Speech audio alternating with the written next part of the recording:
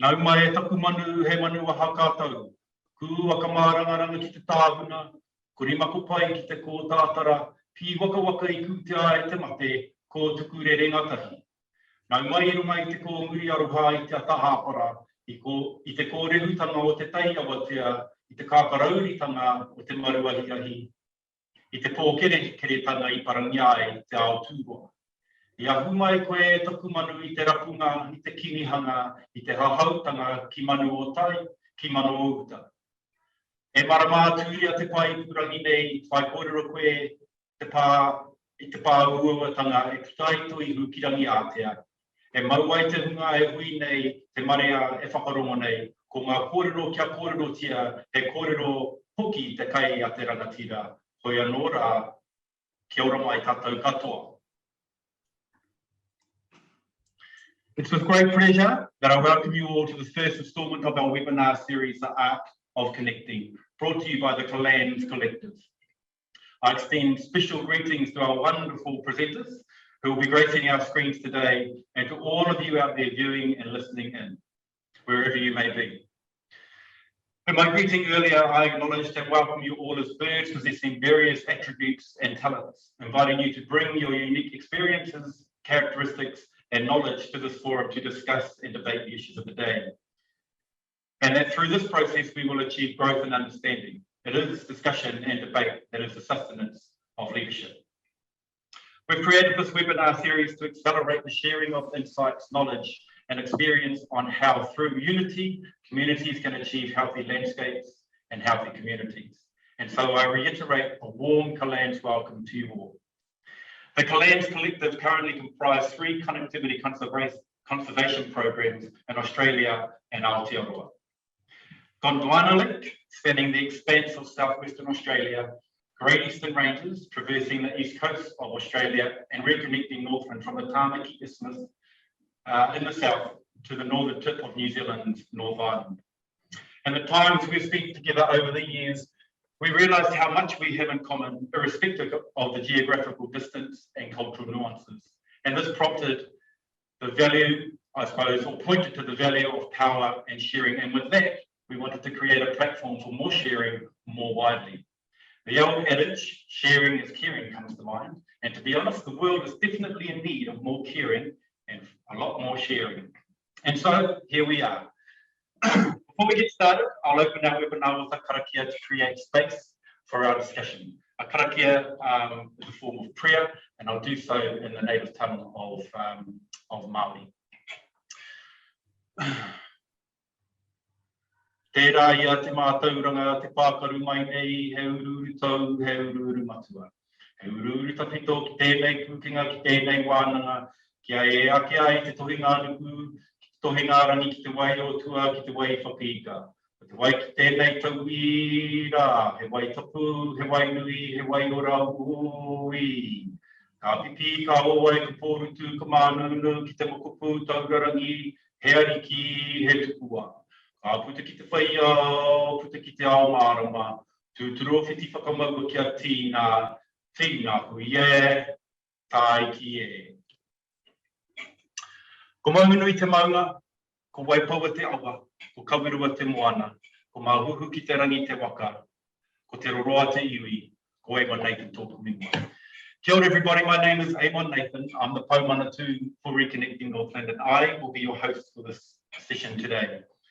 I previously just identified myself by my mountain, my river, ocean, canoe, and the tribe from which I descend.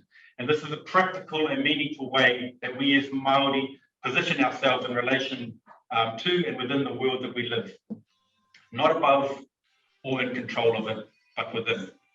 And this is a good segue into the topic of our webinar today, We Are Nature, where we will explore vital relationships between us as humans with our counterparts of the natural world and the connections between human and environmental health.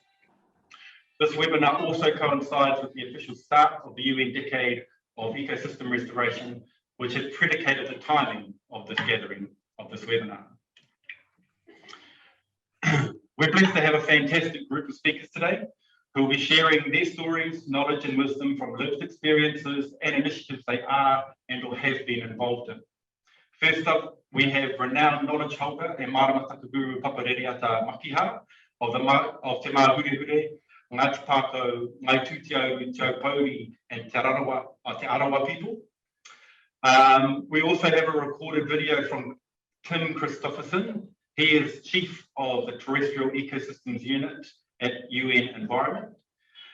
We have Dr. Peggy Evie, a wildlife ecologist, private consultant, and who also has an adjunct position at the Centre of Ecosystem Science in New South Wales. We have Te Hikurangi Charles Royal, who is an independent researcher, composer, storyteller, and is of the Marutuahu, Ngāpuhi, and Ngāti Raukawa people. Adam Cross is a botanist, ecologist, and research fellow. And Tani Adamson is a member of the Noongar and Mirning Nation and operations manager at Esperance Dailyruck Native Title Aboriginal Corporation. Before we get into it, there's a bit of housekeeping and etiquette that I just want to sort of share with you all. So firstly, I ask that all attendees and presenters are on mute, unless of course you're presenting. Not all of us are good at lip reading, so that's the first thing. Please also be informed that this webinar will be recorded and a recording will be circulated after the session, and I'm sure links will be shared beyond the attendees as well, which is great. Get it out there. Attendees can write questions in the question and answer chat box at the bottom of your screen. You should be able to find it. And these questions will be addressed during the question and answer session towards the back end of the webinar. And finally, we request that all attendees complete a short post-webinar survey to provide feedback. As this is our first webinar in the series, we want to ensure that we continually improve through the next two. All right, so we're about to sort of kick into it with our first presenter. Paparereata Makiha, no te Māhure, Ngāti Pākau, Ngai Tūtiau, Te Aupōuri, Te Arawa. Paparereata was born and raised in the Hokianga, North Island of New Zealand, and studied social sciences at Victoria University, Wellington, and Māori business at the University of Auckland, where he was awarded the Dean's Prize. Rereata is a renowned Māori astrologer and leading authority on Māramataka Māori, the Māori lunar calendar, amongst a bunch of other Indigenous knowledge from Māoridom. He is currently creating and curating pathways to practice ancient traditions within Te Ao Māori. Rereata shares his extensive knowledge as a cultural advisor, advising and having held roles with the Auckland Council and University of Auckland Business School. Rereata is a former broadcaster with more than 4 decades experience as a reporter, news editor, director, and television presenter. He has held senior positions at TVNZ, that's Television New Zealand, and Māori Television. And Rereata will be sharing some thoughts on the theme of today's webinar, We Are Nature, from the perspective of kōrero tuku iho, knowledge that is passed down, and tangata whenuatanga, being human earth. No re te papa, Rereata, tau mai, whakatau mai, mauria mai ngā pukenga, ngā kōrero kairunga I āpua kia hora ki te marea e whakarongo nei. Tēnā koe matua. Kia ora. Tēnā koe, tēnā hoki rā koutou kua tahuri mai ki te whakarongo mai ki ngā kawenga kōrero ara I raro I te kaupapa ko hora hia nei ki mo I a tātou. Reira kia ora mai rā tātou. And just in trying to stay with our kaupapa ke mua nei I a tātou, I want to just capture a common theme that we use quite a lot that I think captures precisely what we are trying to explain when we say we are nature. And that's kōrero tuia ki te rangi, tuia ki te whenua, tuia ki te moana, e rongo te pō, e rongo te ao. And in that saying, it talks about how we are connected to all those realms of te rangi, te whenua, te moana. And I think our matua Māori Marsden talks about it as the woven universe that we become part of. And how we understand that is that we talk a lot about the tohu o te rangi, and we use tai o te rangi in a lot of our wānanga. And tai o te rangi, tai o te whenua, tai o te moana, tai ngā tai o te tangata. And we use tai because it talks about the ebbs and flows of the energies of a tide. And so there are tides in the sky, in te rangi. There are tides also in the whenua. There are tides, ebbs and flows of tides in the moana and our awa, as we all understand it. But there are also tides within the tangata, within people. And I think that's how our understanding that our tupuna passed down to us as we were growing up. And to understand how they passed this knowledge down, I was part of a wānanga for 8 years, part of a wānanga that talked about the hiringa te mahara, which is the infusion of knowledge through memory. And in that wānanga, they tell the stories about, for example, if we use the star, that Mataua Maui, that fish hook of Maui, the one that he used to fish up the North Island, Te Ika Maui, that's the Mataua Maui, known in Pākehā astronomy as the tail of Scorpio. So it's actually a navigation story. And so I'm going to refer a lot to these myths and legends that were handed down, or pūrākau as we call them, where a lot of our ancient histories are captured in these pūrākau that were dismissed as just myths and legends and not worth teaching in our education system. And so the myths and legends I want to talk about these, we use that star system, or the waka navigators in the ancient school of navigation, understood that if you're up in the Pacific and you look down, and when that Maui's fishhook sat on the horizon, they say you could sail down below Maui's fishhook, and that's where you'll find Maui's fish. So it's part of understanding how they use the stars for navigation. And so that's in the house of learning for waka navigation. Now there's a parallel house that sits right next door to that. Different tutors, different pūrākau, but using that same star system, there is a bright star in Te Mataua Maui called Rehua. I think in Pākehā astronomy it's called Antares. Excuse me. And Rehua, in the second house of knowledge that sits next to the waka navigation, is the house on around how we use that knowledge of the rangi, tohu o te rangi, to set our new year. So Rehua, when she sets in the west,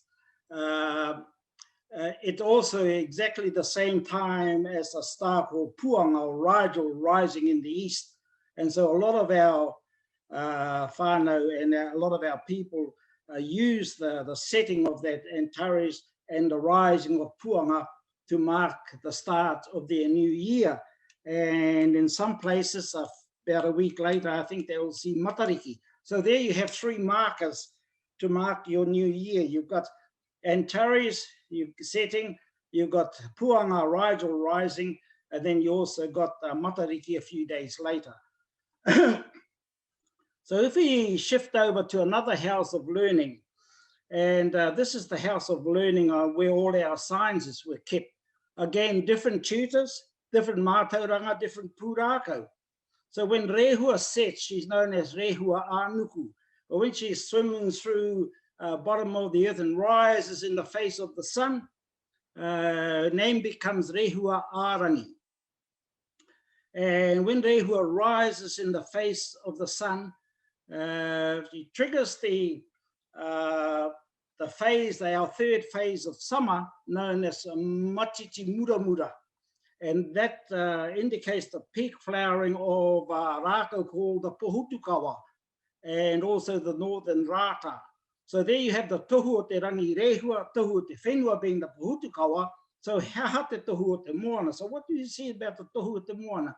Well, there's a fish called the takeke, the piper. And when that those tohu o te whenua, when you see that bright flowering of the Pohutukawa, you can actually go and track the arrival of the eggs of the takeke fish coming ashore. So there's your tohu o te moana. And so you get tohu o te rangi, tohu o te whenua, tohu o te moana. And so there's also another little kōrero that goes e rongo te pō, e rongo te ao. So how does that fit into all these other connections? Well, our old people said that te pō is heke wahine, so that's the female side.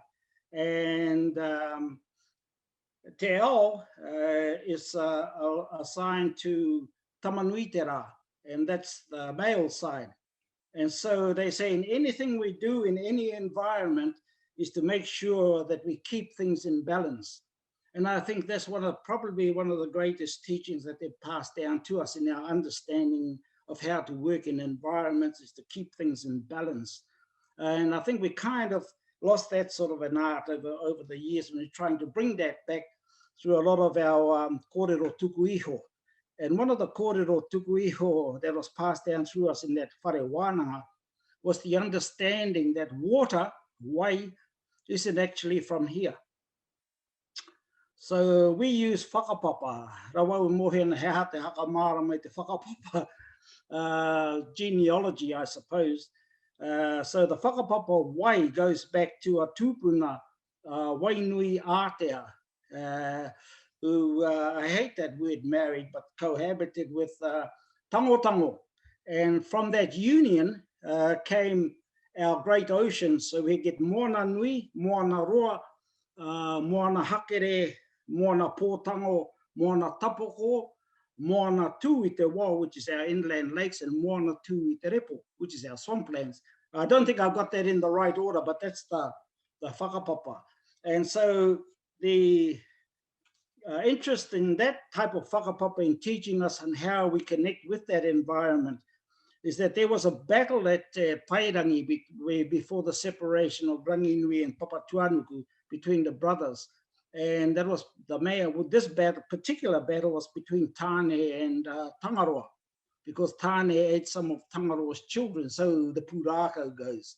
And so in Tangaroa's anger, he promised Tāne that he was going to send water up and he was going to gouge out Papatuanuku. He was going to drag all Tāne's children and drown them in the sea. So that's our story of erosion. But where Moana Tui Te Repo comes in there, she was the mediator or the peacemaker between that battle between those two brothers. So she, as the atu of all the repo, the swamplands, her job was to capture all that excess water, all that excess silting, and hold them in the swamplands. And then when the dry spell came, she acted like a wet sponge where she'd be squeezed, and then the water gets pushed out from the swamplands to rehydrate our rivers and waterways and into our seas. So the swamplands played a key role in keeping our oceans clean and fresh, and our rivers rehydrated through the dry summer periods. Over 90% of our swamplands, I understand, have been drained out and killed. And so without any of that, according to our pūrākau and our understanding of being part of an environment, without Moana Tui Te Repo, we don't have much hope in bringing back the pristine rivers that we used to have in the past. So this is how we connect through this whakapapa and relating and tying in how we live with our environment.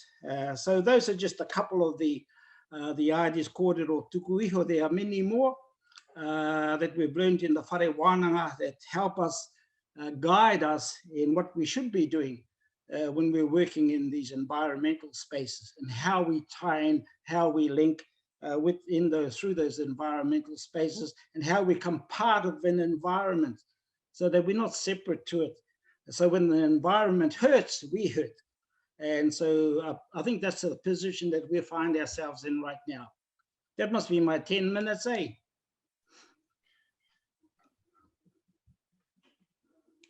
Tāhui nei kōrero, beautiful kōrero, paparereata.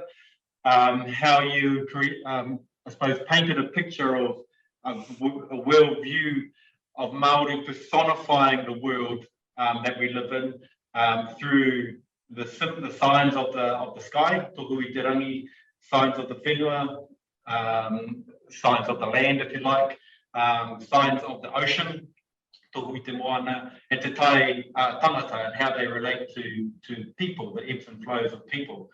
As you were winding up there, you were alluding to how important it is for us to be able to read these signs in order that it guide our behaviours and the things that we do in order that we ourselves remain healthy, because if the environment is unwell, then we too are unwell. So that's beautiful. I suppose I had one question. Have you some thoughts on this point that you make as to the value of kōrero tukui, or these pūrākau, these traditional knowledge systems that are passed down, and how they can guide us to address the issue that we're all faced with around climate change? Yeah, we find that climate's changing all the time by following the tohu. So if we go back to that tohu of rehua rising in the face of the sun that triggers the peak flowering of the pohutukawa in the northern rata, it's a time also when the takeke eggs come ashore. And we were able to follow those year by year, but 2 years ago, that phase of summer, the Matichi Muramura phase of summer, shifted 7 weeks. And so we kept tracking backwards and forwards. And then the locals, our local scientists, citizen scientists said, leave it to us, we live here. We'll let you know when those tohu come back. And so we found that Muramura phase of summer shifted by 7 weeks. And when those tohu came back again, there were the takeke eggs coming ashore in that foam. And this is the thing about it, is that you only get 20 minutes in the whole year to see it. And there are no other calendars that I know of on this planet that can actually do that and track those sorts of events so accurately as we do by using the maramataka. And we use the maramataka, or these lunar calendars, to keep things in balance and to track when things happen.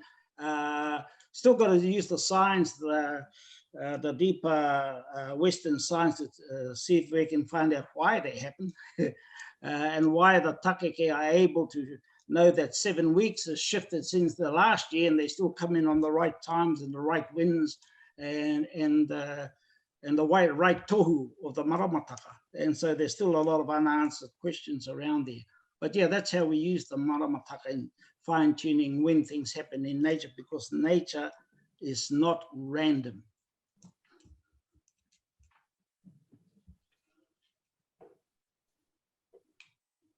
Tēnā koe matua, that's beautiful. So I think the key, just to sort of summarize some of the key points that I took from your discussion or your presentation there, one is around the personification of the world around us and the attributes of the various, of the woven universe, as you described it, the whakapapa, the genealogy of the world around us, placing us in direct relationship to the things around us, the trees, the fish, the stars, the ocean, and so on and so forth. And that through deep observation of these signs of the sky, of the land, of the ocean, we're able to more accurately track the changes in te taiao and the environment around us.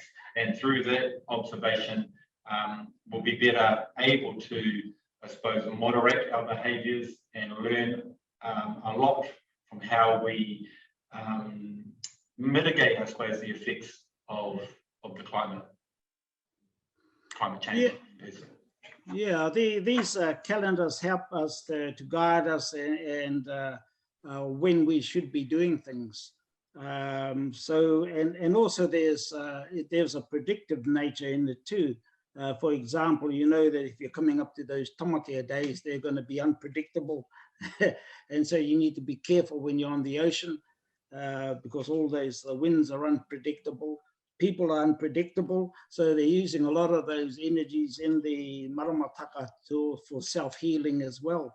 But yeah, it's been a mission, I think, bringing back our understandings of these ancient calendars and how our ancestors lived by them. and how they could tell what was going to happen on the oceans, up to even when the rains were going to come, even predicting when those rains, the type of rains and the type of winds that were coming in. So we have, I think there's over 800 different types of winds that our ancestors knew. And so that's kind of a knowledge base we're trying to revive.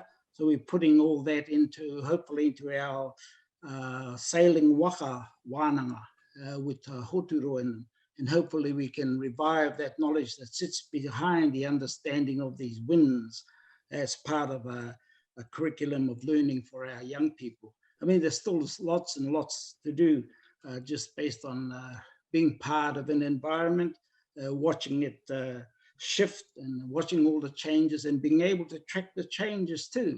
And that's the important thing, I think, is that there's also a message from those maramataka to tell us that there are times when we need to give tangaroa rest.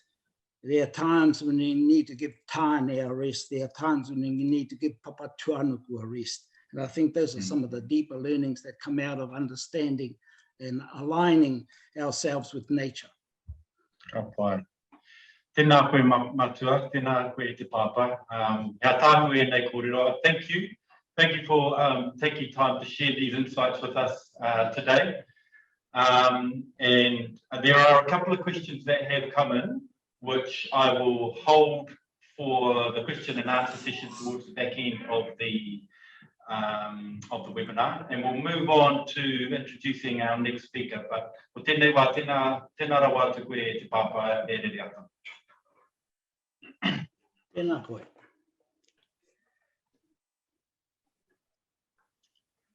Okay, so the next presenter, it's a formal presentation, is from Tim Christopherson. Tim Christopherson is the Chief of the Terrestrial Ecosystems Unit at the UN Environment, based in Nairobi in Kenya. He coordinates the activities of UN Environment on dry lands, mountains, forests, and ecosystem-based climate change mitigation, including the UN RED program. He manages a global team of forest, private finance and land use experts in Jakarta, Hanoi, Bangkok, Nairobi, Panama, Geneva, and Cambridge. Unfortunately, Tim is unable to join us in person today due to the time zone differences. However, he's kindly provided us with a pre-recorded message and presentation for our viewing pleasure. So please enter presentation.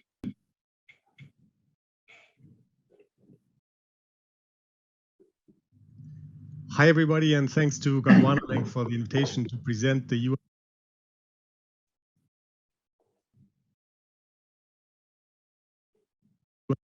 Decade on Ecosystem Restoration today. Hi, everybody. We have a General Assembly resolution behind all of us who are working on this UN Decade, you and everybody across the world. That resolution by all UN member states has as its main aim to prevent, halt, and reverse the degradation of ecosystems worldwide. We have a strategy that is online, and the main aim of the decade in turning the tide on degradation is in support of the Sustainable Development Goals and the Rio Conventions. The vision of the decade is a world where, for the health and well-being of all life on Earth and that of future generations, the relationship between humans and nature has been restored, and where the area of healthy ecosystems is increasing, and where ecosystem loss, fragmentation, and degradation has been ended. To do this, we have identified 3 action pathways that we have to take. The first one, again, you are very much part of this, is to build a global restoration movement. We will have at its heart a digital hub launching in 2 days from now that will connect all of us to each other, peers to exchange information, projects to funders, and that will give us all the tools we need. Secondly, out of that global movement, we need to increase the political will. Restoration has to become a high policy priority at the same level as an energy infrastructure for a country, for example. Rebuilding our natural infrastructure has to become a policy priority, and for that, we need a global movement. Finally, we need the technical capacity, in particular, of course, in developing countries, to implement restoration at large scale, and we will need a long-term research program to accompany what we do, for example. The decade builds very much on existing efforts and experiences. There is so much happening already across oceans, forests, grasslands, mangroves, and we are all part of a growing global movement. The decade is going to share experiences and best practices and lessons learned across all of these ecosystems and stakeholders. We have made a lot of tools available for your use, social media cards and many other things that are available online on the UN Decades website.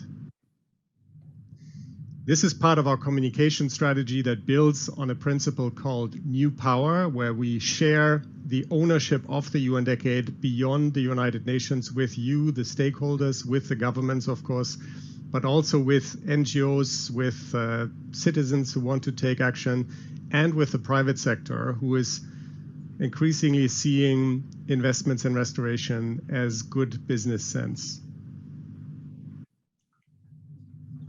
The New Power principle is also apparent in our logo, which is linked to the Sustainable Development Goals, and in particular the ones that restoration will mostly impact. But restoration has benefits for all the 17 Sustainable Development Goals. You can adapt the logo to your own organization's logo or to your own objectives. The upper part of the Decades logo is changeable, and the logo is freely available for your use online. The Decade has 5 task forces at its core to deal with all the complex technical questions and challenges that will emerge, such as the task force on best practice will look into where, how, and with whom do we restore? What is the best practice across all the ecosystems? What is the landscape approach? We have over 40 organizations already that are part of this best practice task force that will also post soon the global principles for ecosystem restoration that will be at the basis of the UN Decade for a global consultation. We have a task force on monitoring that will look into how do we make progress. It has a subgroup on terrestrial, on aquatic, and socioeconomic monitoring, and has brought together over 200 different approaches, experts from 100 different organizations under a common monitoring framework, the framework on ecosystem restoration monitoring. We have a science task force led by IUCN that can be tasked by the FAO and UNEP with specific scientific questions that might arise in the implementation of the UN Decade. We have a finance task force that will be led by the World Bank to look, for example, into how reprogramming fiscal incentives could enable restoration, how to reprogram basically harmful incentives, fiscal subsidies in agriculture, fisheries, but also for fossil fuels, and rechannel them into positive action instead, such as restoration. Last but not least, we have a youth task force that is self-organized by the UN youth constituencies, and there's a lot of energy in that group that has, over the past 2 years, held global consultations of how the youth worldwide will get ready to become generation restoration. The official launch of the UN Decade is all through this week leading up to World Environment Day in 2 days from now on the 5th of June. And for that day, we have hundreds of partner organizations across the world gearing up to a lot of different events, from heads of states to grassroots to launches of various products. UNEP and FAO will launch the flagship report, Becoming Generation Restoration, today. It's titled Ecosystem Restoration for People, Nature and Climate. That will be live later today. In all of what you do, please be part of this movement and make that visible by using the hashtag Generation Restoration for all your events and activities, not only today and on World Environment Day, but throughout the next 10 years, so that we can make it visible that this is a coordinated global movement. After World Environment Day, we will have the UN Decades Digital Hub. Please do share with us what is going on in your projects, in your organizations, so that we can highlight this once in a while on the Decades news channels, on our newsletter, on our websites. And please visit the Digital Hub, sign up to it once it's online, share your resources there, find your peers, find your funders, find your sponsors, your mentors, your mentees. All of that will be on the UN Decades Digital Hub. Finally, this is your decade. We've made available the Ecosystem Restoration Playbook, which we hope you will find useful as one of many resources that we will share, including resources from partners. So again, if you have things to share, please contact us. And here are our email addresses for the UN Decade. And with that, we wish you a great rest of the event today from the whole Decade team. And thanks again for the invitation.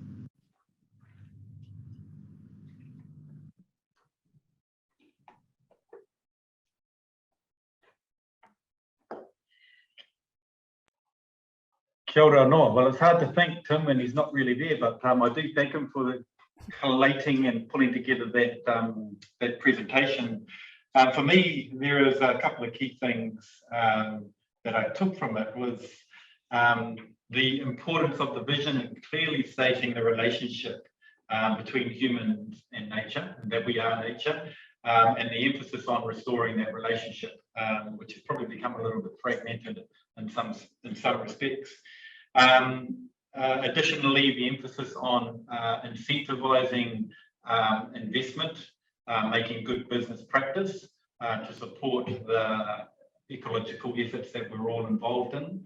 And most importantly, the focus and emphasis on youth, given that they are generation restoration and they are the future. So I'm probably no longer as youthful as will fall into that category. Oh no, I thank you, Tim, and thank you, Keith, also for organising Tim to be with us, albeit via video presentation. Moving on to our next presenter, Dr. Peggy Evie. I'll just I think she's coming online. So Dr. Peggy Evie is a wildlife ecologist with a long-standing interest in flying foxes of Southeast Australia. Her current interests include the role of adaptive behaviours in response to rapid environmental change and the influences of behavioural modification on human bat conflict and disease risk. She works with policymakers and stakeholders to develop and promote practical conservation and management outcomes. Peggy runs a private consultancy and holds an adjunct position with the Centre for Ecosystem Science at the University of New South Wales. Today, Peggy will share with us a project that looks at planting for pollinators to reduce disease spillover. Peggy, welcome. Thank you, Eamon. Hello, everyone. I'd like to begin by acknowledging the Gadigal, Bidjigal and Birigal clans, traditional owners of the land where I am today, and pay my respects to their elders past and present. And I extend that respect to the traditional owners of the land on which the work I will be presenting was conducted. And finally, I'd like to acknowledge the many people who've contributed to this work over the years. And thank you, CALLANZ, for inviting me to take part in this webinar. It's a privilege. Next slide, please.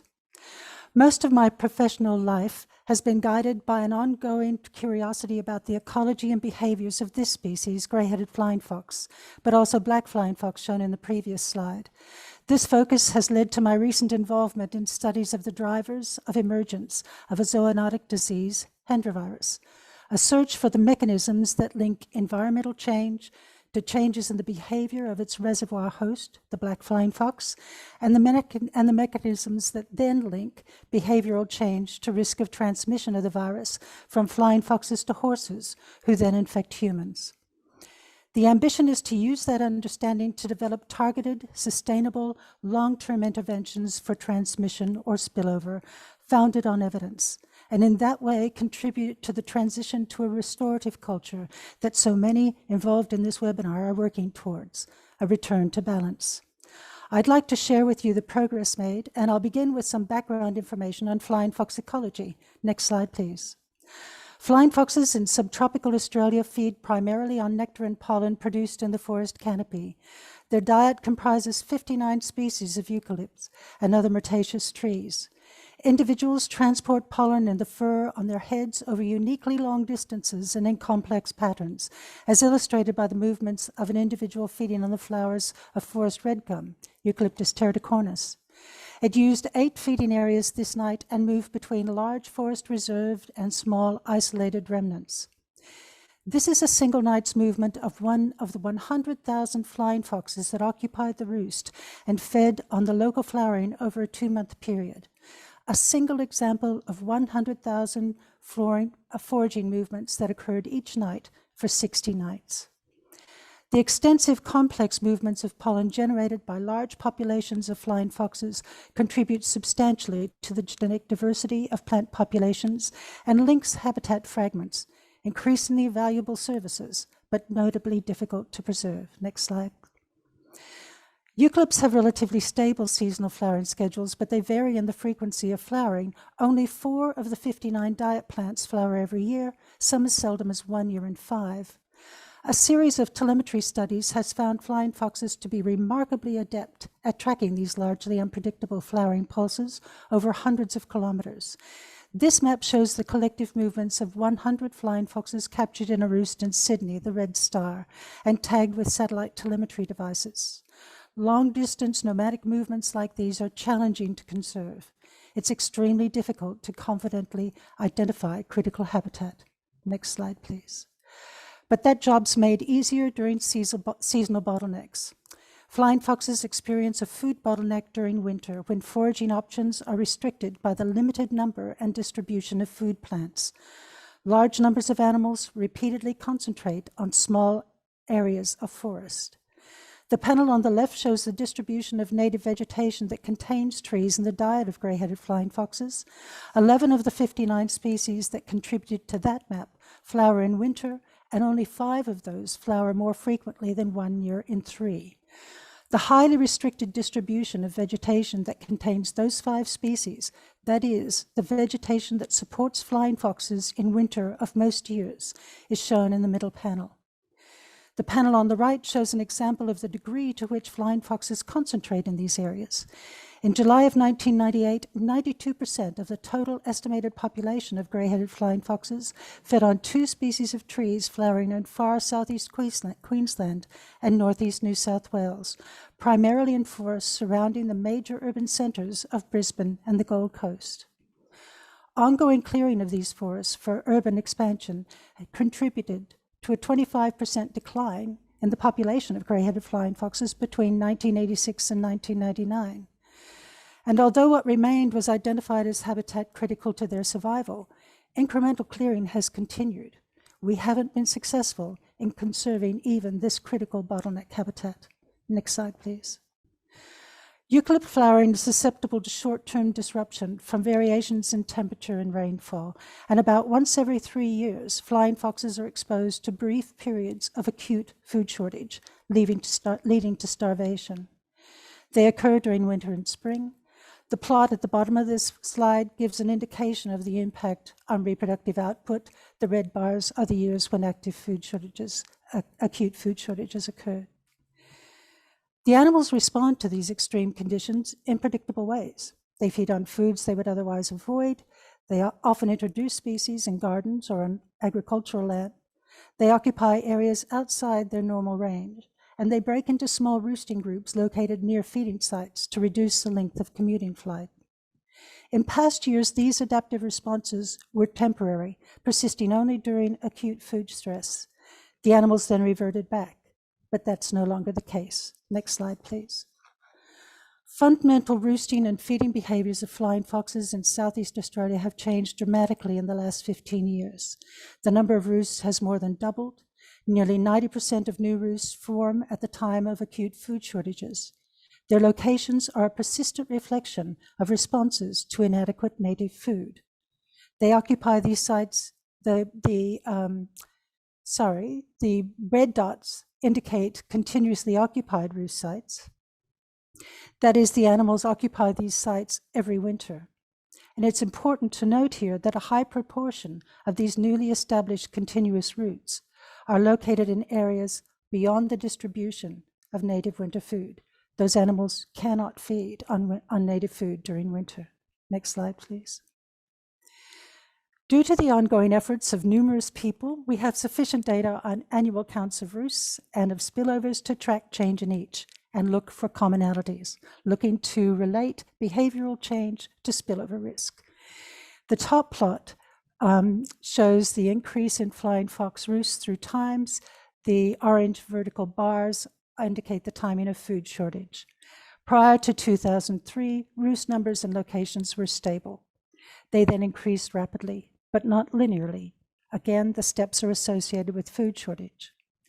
In the bottom plot shows cumulative counts of the hendervirus spillovers, and they follow a remarkably similar trajectory. The first cases of hendervirus were recorded in 1994, and then none were recorded in the following 12 years. However, 39 spillovers have occurred in the subtropics since 2006, and 75% of those in winter. There's that season again. These plots suggest that the same or closely related drivers could influence both changing behaviors in flying foxes and the incidence of hendervirus spillover. It's an idea worth pursuing.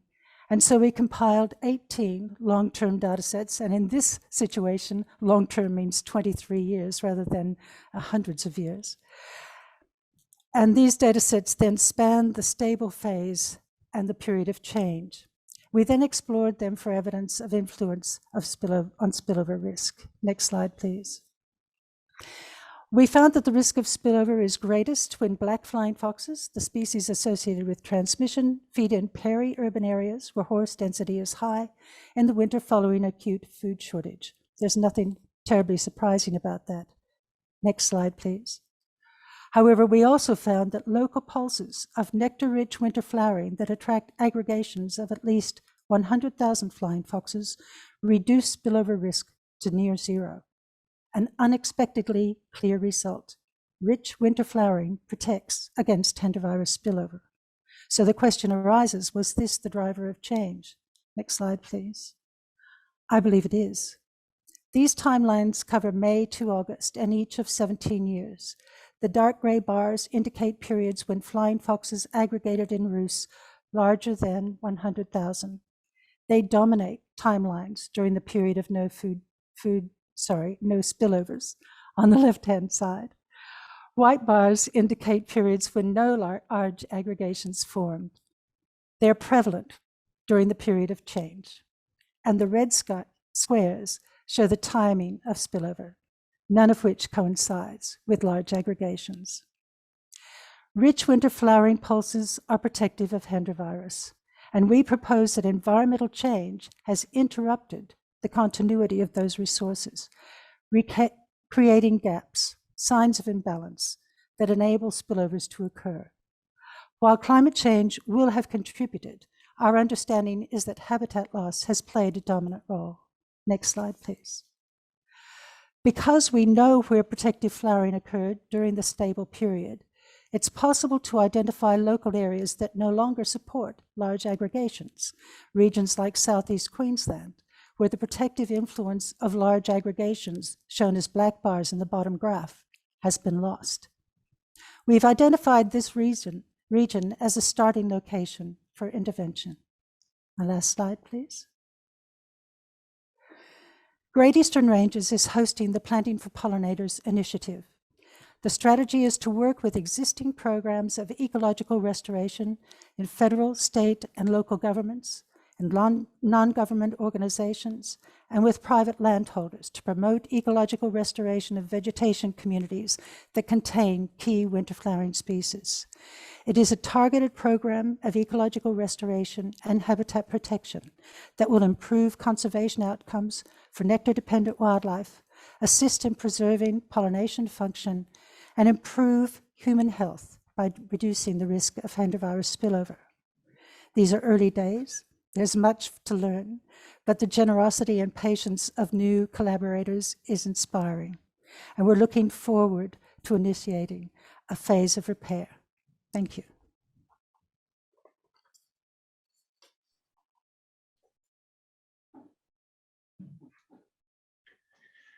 Kia ora, Peggy. Thank you for that insightful research. A couple of the key things I take from that is, one, the importance of balance, which is also alluded to by Papa Redeata. The critical emphasis on maintaining habitat for species. And it's awesome to hear of the partnership between Great Eastern Ranges to address that challenge. So thank you very much. It's very insightful. Thank you very much for your time today. And you're going to be hanging around because I can see some questions that are popping up for your presentation for later. Thank you very much, Peggy. Kia ora mai. Thank you.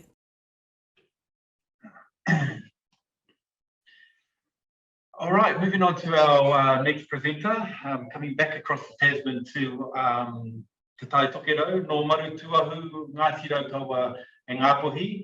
Te Ahu Karami Charles Royal is a composer and a performer of music and story. He's also a researcher and teacher of Indigenous knowledge, including traditional Māori knowledge and tribal histories and traditions.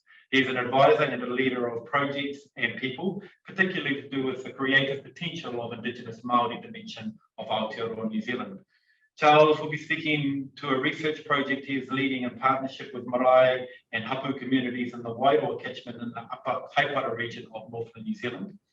The project is called Te Kawa Waiora and is exploring the relationship of hapu communities to the waterways and how these relationships can improve both the well-being of the waterways and the people that are most impacted by these waterways. E te tuakana e kara e Charles, nau mai, whakatau mai. Kia ora rā. Kia ora, Eamon. Kia ora, everybody. Thank you.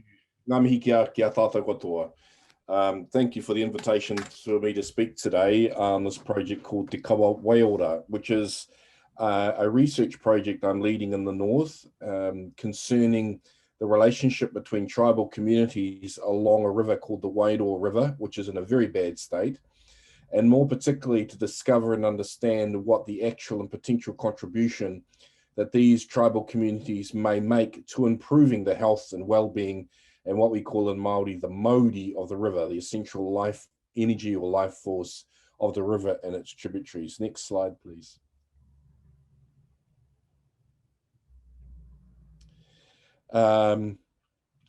It's being undertaken under the auspices of Reconnecting Northland, which is one of the groups convening the webinar today. It's a conservation connectivity organisation. And the project very much speaks to connection and relationship. We certainly feel that this is a fundamentally important principle of human action going forward, relationships between people and the natural world. Next slide, please. It's being also overseen by a collection of groups of both tribal groups as well as a number of local and regional entities and bodies.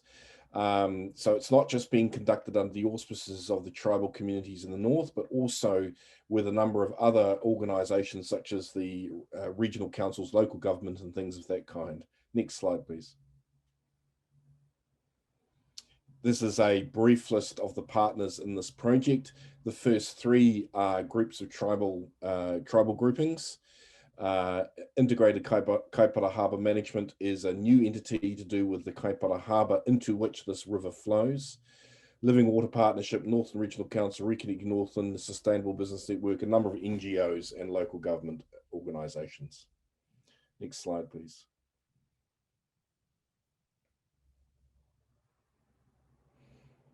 Next slide, please. It's a pretty picture. So, as I mentioned earlier, the overall objective of this research is to explore the potential contribution of tribal communities of these rivers to improving the health and well-being and mode of these rivers. And secondly, to develop a perspective, develop a body of knowledge based upon their traditional knowledge to help inform things like farm environmental management plans and other kinds of mechanisms and vehicles that are out there regarding water and land management in the catchment area. It's a very, very large catchment area, and it also doesn't just include the Wairau River, it includes three other significant rivers that flow into it. And the reason being that you cannot improve a single river without looking at the entire catchment. You have to look at the entire area. Next, please. Now, this is really the core of the research. These are the three primary research questions which we have posed. That is, what is the traditional tribal view of the river and its tributaries? That you might say, what is the traditional Indigenous view of the river and its tributaries? What is the traditional tribal view of change in the river since the 19th century? There's been an inordinate and incredible amount of change. And what is their view of the river now? And what do they believe that could be done to improve the river? These three questions have got lots of questions inside them and have been tremendously they're very potent prompts to our various tribal communities when I place these questions before them and help facilitate discussions. When we say what is the traditional tribal view of the river and its tributaries, this leads us into a lot of the traditional literature of these communities, their traditional proverbs, their genealogies, their traditional narratives, their songs, their dances, all manner of kinds of expressions of that kind offer insights and ideas about how these communities historically saw this river. In other rivers elsewhere in the country, you see ideas such as the river is regarded as a mother, or the river is regarded as the artery in the body of a person. The river, of course, being the source of sustenance and nourishment of a people, and so on. The second question, which is about change, leads us into to investigate places where these communities have expressed a view about the degradation of the river, about changes in the river. For example, at one part of the river, very much uppermost in the river, they introduced a power station. They put a dam and a power station on the river. So naturally, we've asked the question of these communities when this dam was built, what was the view of the local community regarding this dam? And what we uncovered was all sorts of things such as the destruction of natural habitats. Naturally, that's what happens.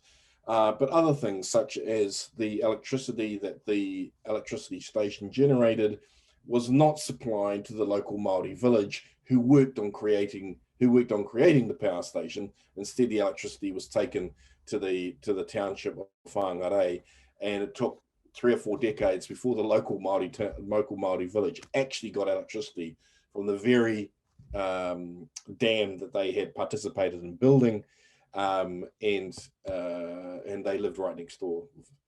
So the second question leads into a whole series of discussions and debates about how these communities have seen change in this river since the 19th century.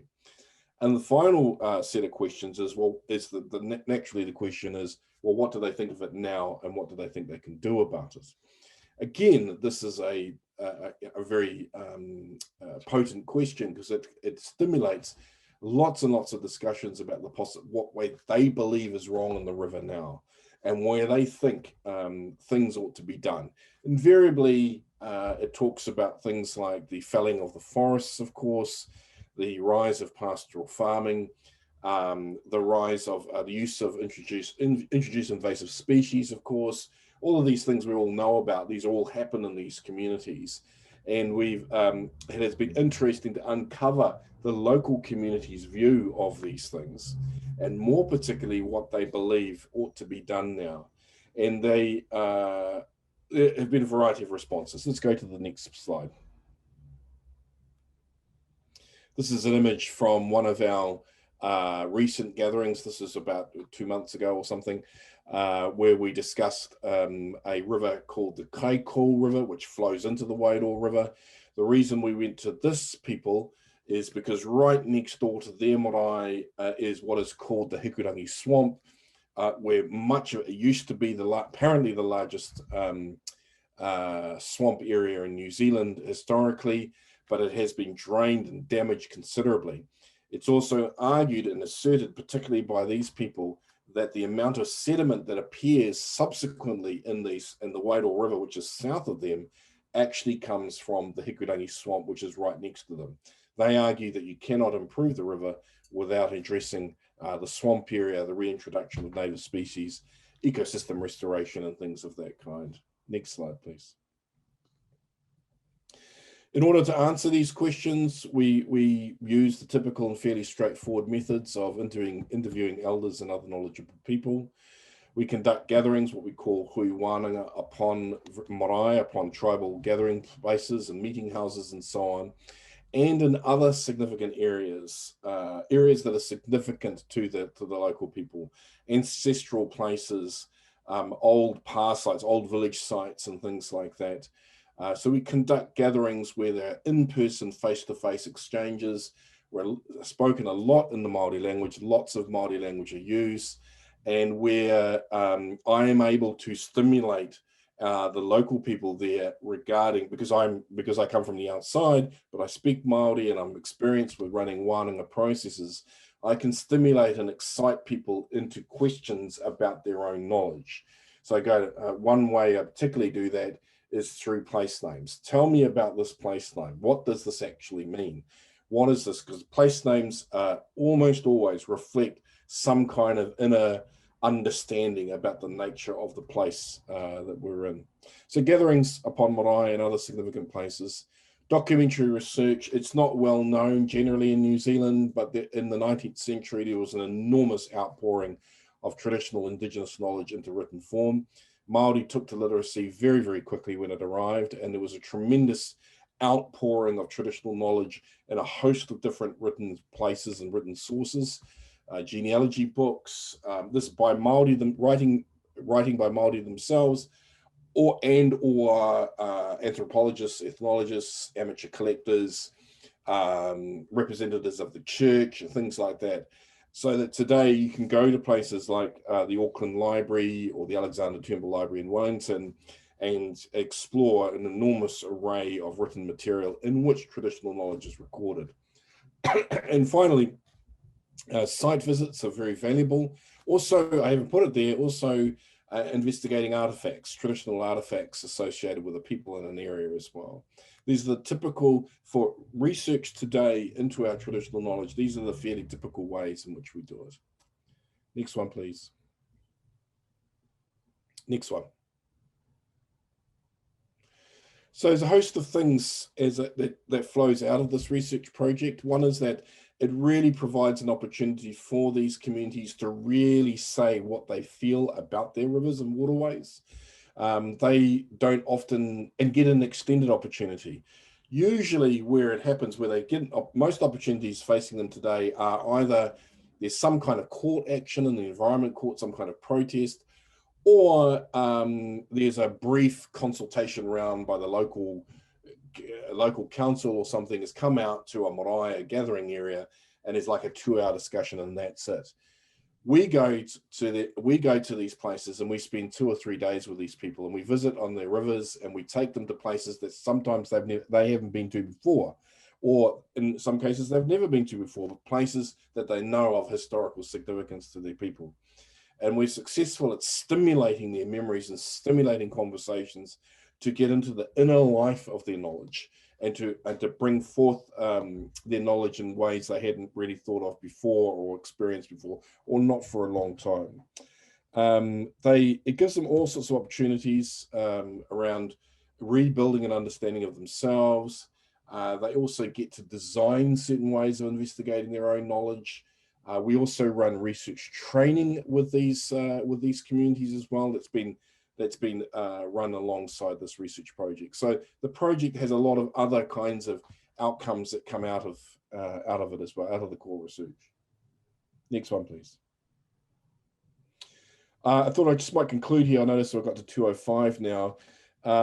This is an image of what was once a sacred site. This used to be a, well, they would call it, in Māori, they'd call it a maunga, which means mountain, but really a significant hill that was destroyed by the local council to mine various soils and gravel and so on for a road that they wanted to introduce locally.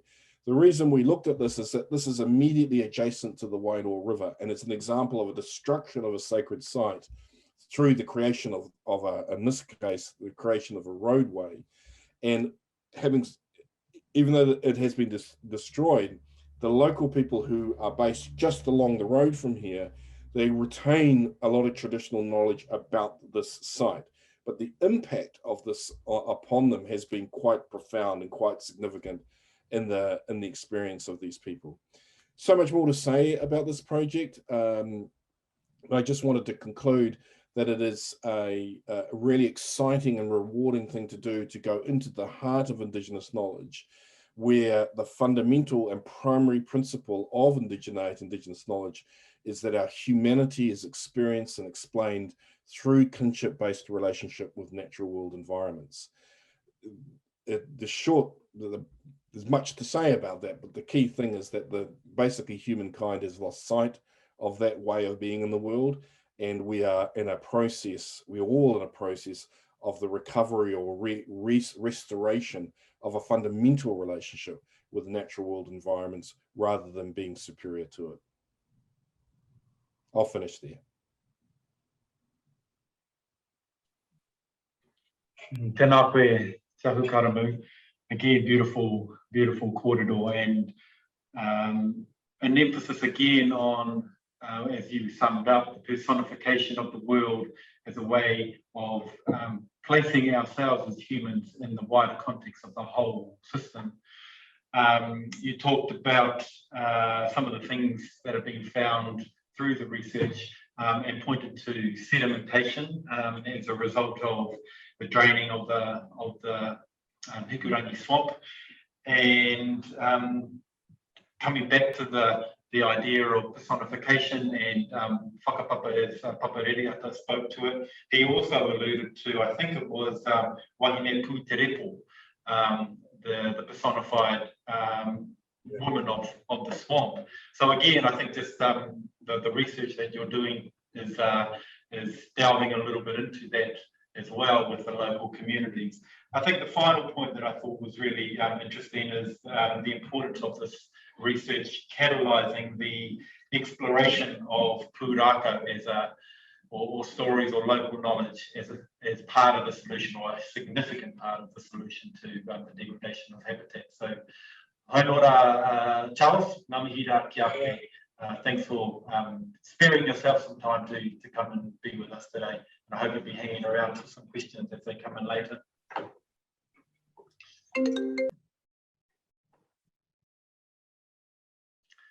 All right, and on to, we're jumping back across the Tasman Ocean and I'd like to, it's my pleasure to introduce Adam Cross. Adam is an ecologist with a strong research background and passion for the natural world. He has authored 60 scientific papers, books and book chapters, and has studied plants and ecosystems on every continent except Antarctica. His current studies focus on the ecological restoration of degraded landscapes, with research interests also including carnivorous plants and the drivers of community resilience to environmental change. Today, Adam will share with us some ideas about working at the nexus of soil health, human health, and ecological restoration. Adam, welcome to the webinar. Thanks, Eamon, and wonderful to be here. Thanks, everyone. My position today is as the Science Director of the Ecohealth Network, and I think that networks are an increasingly important tool being advocated for as part of the UN decade. So it's a fantastic opportunity to discuss the value of networking and the value of collaboration, particularly in large groups like this across borders and between continents and between countries. And I'm also privileged to work for the Miriwanga Gidja peoples, the traditional owners of the Northeast Kimberley. And I wholeheartedly agree about the ideas of more deeply integrating traditional knowledge and culture in the way that we approach ecosystems broadly, but also ecological restoration. Next slide, please. So, as we have discussed, a lot of the concepts that we're talking today are not exactly new. You know, they're concepts that have been around for thousands, often tens of thousands of years, and are very well understood by the Indigenous peoples around the world. In Western Australia here, you know, we have a 65-odd thousand year history of this deep resilience and connection to the landscape. But we're also looking towards the future, and the future is holding some pretty significant crises with regard to climate, biodiversity, and also socioeconomic factors. And often these are being increasingly linked to the ecological effects of degradation that we're seeing right around the world. We're looking at 75-odd% of the land, terrestrial land around the world now being degraded to some form or degraded to some extent. And there's now a number of links being proposed and in some places demonstrated between that degradation and human health. We have a number of positive effects that are being proposed, for example, the biophilia hypothesis. But unfortunately, while we see fairly significant evidence for declines in human health as ecosystems decline, there's very little evidence, empirical evidence that is, yet for the pathways and the mechanisms by which these benefits to human health can actually be realized. Next slide, please. So the UN Decade and other activities like the Bond Challenge really recognize the fact that our current trajectory or our path is an unsustainable one. We are eroding the biodiversity around us, we're compromising the functioning of ecosystems, which in turn degrades ecosystem services upon which we rely. And in addition to the economic and social impacts and the health impacts that we're seeing, it's now beginning to compromise the way that societies come together and operate. It's removing livelihoods and jobs, it's negatively affecting economic growth and development, and is really starting to strain health systems around the world, particularly when we talk about the potential mental health impacts of disconnection from nature. In the UK, for example, I think the current estimate is that mental health will become the predominant driver of health system strain within the next 30 years. Next slide, please. Ecohealth, which is the sort of underpinning concept behind the Ecohealth network, but also has been explored around the world by other groups like Planetary Health and One Health, is this idea of an ecosystem's approach to human health and public health. Recognizing the kind of intrinsic complexity of ecosystems and that humans are a fundamental component of the nature that surrounds us. We're reliant upon that nature. And this ecosystem's approach to health recognizes that we are reliant upon and that we influence the ecosystems in which we exist. And in the context of ecological restoration, we're really pushing towards an understanding of how an engagement in and benefiting from the activities of restoration can be an intervention that can really tangibly improve the health, well-being, and livelihoods of human societies. Now, that may be at the level of you or I individually participating in a restoration activity, and there are physical and mental and sociocultural impacts that have been well demonstrated to people. There are wonderful projects now, for example, looking at the engagement and aptitude of school children after they've been engaged and able to participate in nature-based activities like restoration. But there is also a public health broader benefit through population level activities and mechanisms. For example, the better exposure of communities to more biodiverse microbiomes, which is being now demonstrated to improve resilience to some sort of some suite of pathogens. And we heard earlier about Hendra virus, which is one potential zoonotic disease, one disease that has an animal vector that can potentially be reduced in its impact through restoration and other restorative activities. So the central sort of underpinning concept that is increasingly being realized by Western culture, but has been well known to Indigenous cultures for many, many years, is that we as a people rely upon the functioning and the biodiversity of the ecosystems around us. And if we can improve the health and functioning of those systems, then so too does our health improve concomitantly. Next slide, please.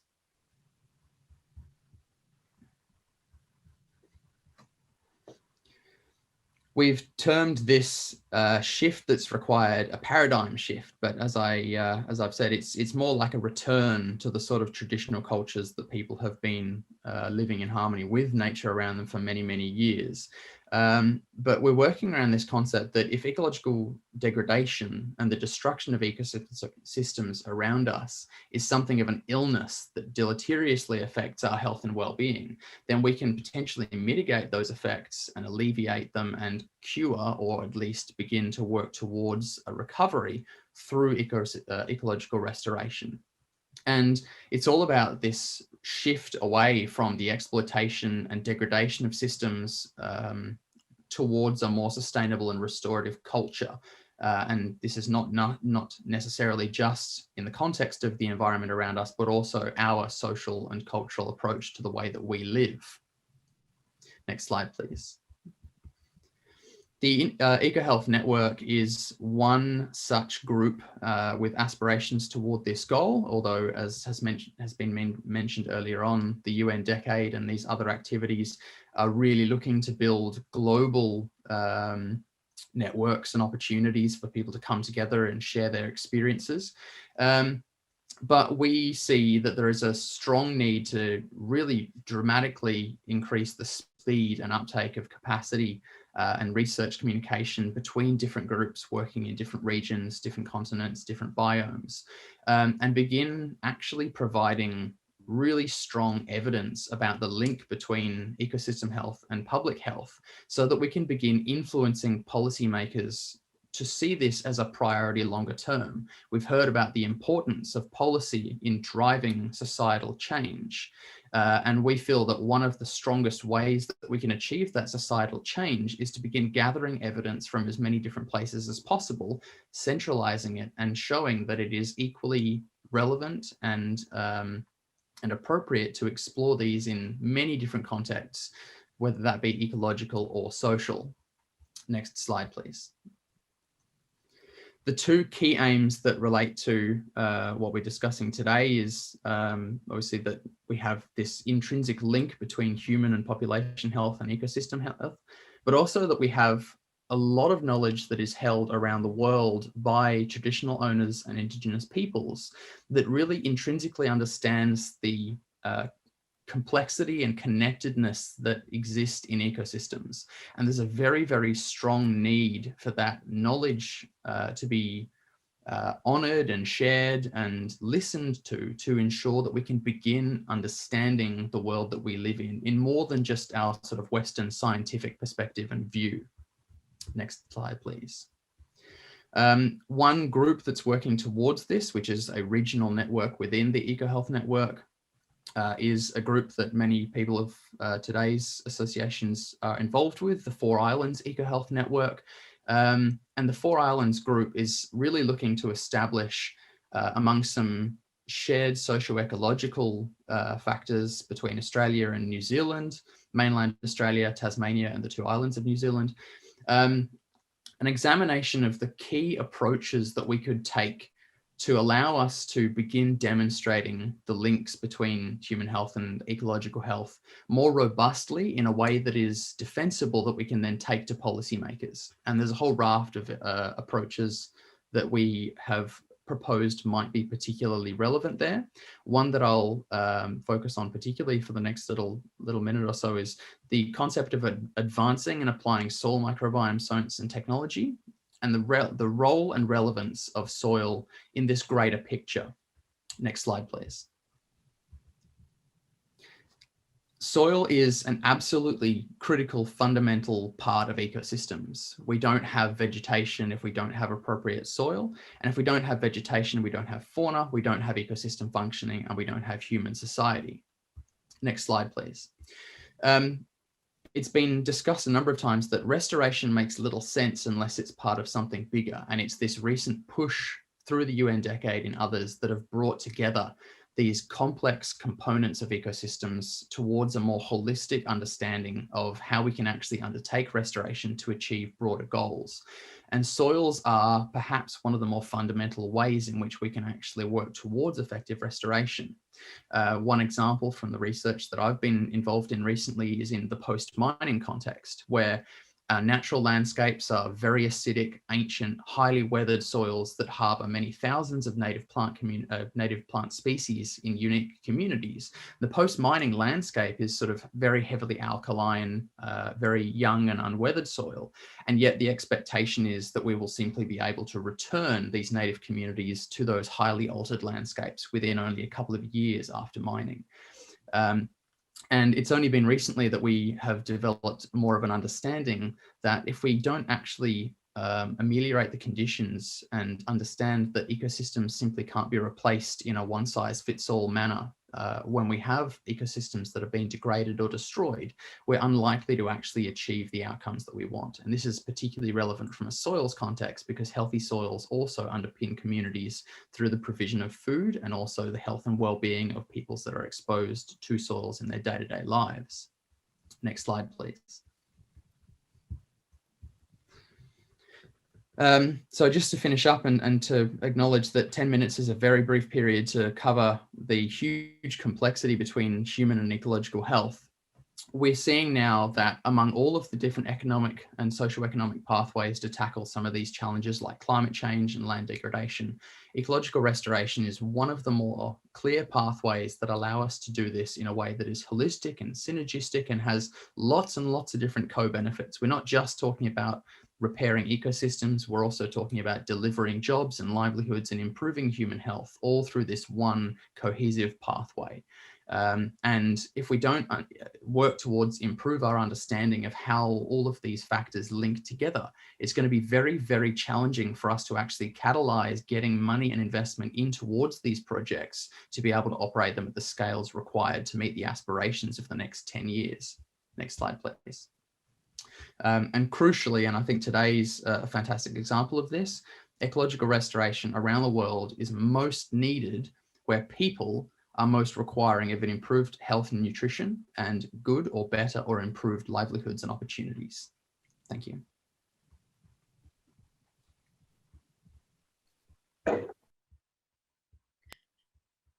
Kia ora, Adam. Very inspiring presentation. Thank you. Thank you. A couple of key things in summary, being in nature is good for us. It's one thing I take from it. Another is the emphasis on the importance of Indigenous knowledge. And you talked about one of the critical focuses or foci being on soil. And from an Indigenous perspective, at least from a Māori perspective, soil being Papatuanuku being our essential mama. Makes a lot of sense. It makes a lot of sense. Another point I think is really pertinent is the emphasis of the program of the Ecohealth Network on connecting groups to accelerate the research, help transform knowledge through policy. So doing some really, really cool things there, and thank you for sharing those insights. 10 minutes is a very short time, so you did really, really well, and thank you very much. Ka pai. Moving on to our final speaker for this session, before we jump into the question and answer, Tani Adamson. Tani Adamson is an Esperance Noongar and Mooning woman. She is currently Operations Manager for the Esperance Dailyruck Native Title Aboriginal Corporation, in short ETNTAC, which is the first point of contact for government and other parties who want to conduct business with the traditional owners across Esperance Noongar country, which spans over 30,000 square kilometres of southwestern Australia. This includes some of the most biodiverse environments in the world and cultural landscapes of enormous significance. Tani was ETNTAC's first employee in 2016, starting as an administration officer. ETNTAC's range of programs and services include implementation of a Healthy Country Plan, an Aboriginal Ranger program, commercial land enterprise services, land management, and community and cultural programs. As operations manager, Tani works across all areas of the organisation and plays a leading role in administration, asset management, and workforce development of this trailblazing combination of cultural and ecological restoration. Tani, welcome to the webinar. Thanks, Eamon, for the introduction. Kaya, everyone. My name is Tani, and I would like to start by acknowledging all First Nations people on the different lands we're meeting today, and I pay my respects to their elders past, present, and emerging. Today, I'll be talking about my organisation, Esperance Dailyruck, and how we are restoring culture and the environment together. Next slide. So, a little bit of background on who we are. Esperance Dailyruck was, native title was awarded to the Esperance Noongars after a 20-year battle. So we are the representative body for the Esperance native title holders, and we are the first point of contact for all government and other parties who want to conduct business with the traditional owners in Esperance. Next slide. So a native title is a recognised right that First Nations people have over a certain area, and our lands span over 30,000 square kilometres in southern Western Australia. Next slide. Dailyruck is the Aboriginal name for the local blue gum tree, which means glow in the dark.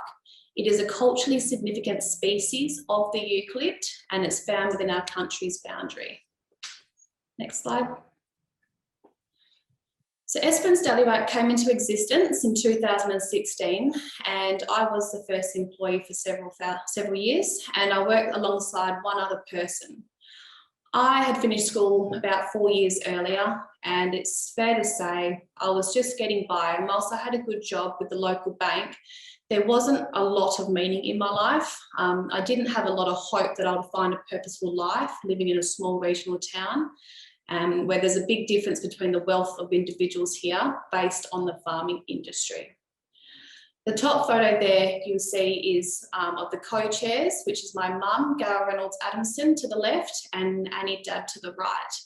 Both of these ladies were instrumental on the startup of the corporation, and the second photo was the opening of our first office. Next slide.